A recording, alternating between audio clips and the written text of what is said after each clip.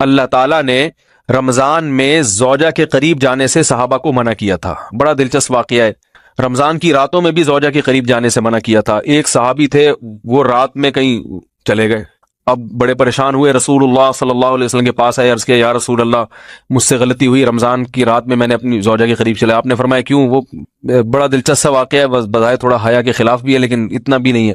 وہ کہہ رہے میری زوجہ کہیں پانی بھرنے کے لیے جا رہی تھی، ان کی پنڈلی کھلی تو میری نظر بیوی کی پنڈلی پر پڑی اور میں بس پاگل ہو گیا بیوی کے عشق میں. میں یہ اس لیے بیان کر رہا ہوں کہ جو لوگ نظر کی حفاظت کرتے ہیں وہ بیوی کے عشق میں پاگل ہوتے ہیں. جو دن رات انٹرنیٹ پر پنڈلیاں دیکھتے رہتے ہیں انہیں بیوی کی پنڈلی بھی کیا شکل بھی اچھی نہیں لگتی ان کو. بد نظری کا یہ عذاب ہے، وبال ہے کہ جو اللہ نے گھر میں آپ کے لیے بٹھائی ہے وہ آپ کو اچھی نہیں لگے گی. تو نظر کی حفاظت کیا کرو، اس سے آپ کو اپنی بیوی سے عشق ہوگا، محبت ہوگی. بات آ رہی ہے سمجھ میں؟ تو اب دیکھو کیسا روزے کی حالت ہے. رمضان میں پابندی ہے، اسلام میں حکم تھا جو رمضان میں بیوی سے ہم بستری کرے گا 60 روزے لگاتار رکھنے پڑیں گے.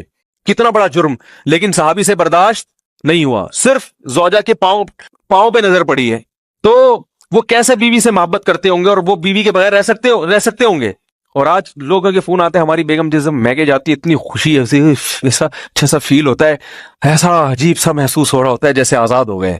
تو میں کہتا ہوں ظاہر ہے اب تمہیں موقع مل گیا کنڈی لگانے کا، ٹھیک ہے نا، اور آنکھ مٹکے کرنے کا، تو خوش تو ہوگے. تو یہ بھی ایک عذاب ہے جو لبرل لوگ نے جس عذاب میں ڈالا ہوا ہے نا، اس میں عورت کے حقوق نہیں ہے. عورت کے حقوق نظر کی حفاظت میں اور عورت کے پردہ کرنے میں ہے. جب مرد باہر نکلے گا سب پردے میں ہوں گی تو آئے گا کس کے پاس؟ بیگم کے پاس ہی آئے گا. تو اتنے منہ کالا کرنے کے راستے کھول دیے ہیں تو ظاہر ہے پھر کامیاب ازدواجی زندگی نہیں ہوتی. تو نبی کے پاس آئے، عرض کیا یا رسول اللہ میں برداشت نہیں کر پایا. تو آپ مسکرا دیے. تو وہ نبی کے پاس گئے، یا رسول اللہ ایسے ہوا، مجھ سے غلطی ہو گئی. تو آپ نے فرمایا کیوں؟ فرمایا ایسا ہو گیا تھا. تو آپ صلی اللہ علیہ وسلم نے فرمایا 60 روزے رکھو لگاتار. انہوں نے فرمایا ایک کی طاقت نہیں ہے، اس میں یہ ہو گیا 60 کیسے رکھوں گا، نہیں ہے طاقت 60. آپ نے فرمایا ٹھیک ہے پھر 60 غریبوں کو 2 ٹائم کا کھانا کھلاؤ. فرمایا اس کی بھی طاقت بولو بھائی نہیں ہے. اتنے میں ایک صحابی لائے کوئی چیز صدقہ کرنے کے لیے. تو آپ نے فرمایا چلو اصل حکم تو یہی ہے کہ 60 روزے یا پھر 60 غریبوں کو کھانا، وہ نہیں تو چلو فی الحال ان کو تنبیہ کے لیے کچھ ان سے صدقہ کروا لیتا ہوں. فرمایا چلو یہ فلاں خیرات کی ایک چیز لے کر آئے ہیں، تم یہ لے کے غریبوں میں بانٹ دو. انہوں نے فرمایا مجھ سے زیادہ غریب پورے مدینہ میں بھائی کوئی بھی نہیں. آپ صلی اللہ علیہ وسلم مسکرانے لگے. فرمایا جاؤ کھاؤ اور بچوں کو کھلاؤ. اور بھائی غلطی بھی ہوئی اور گھر میں راشن بھی آ گیا.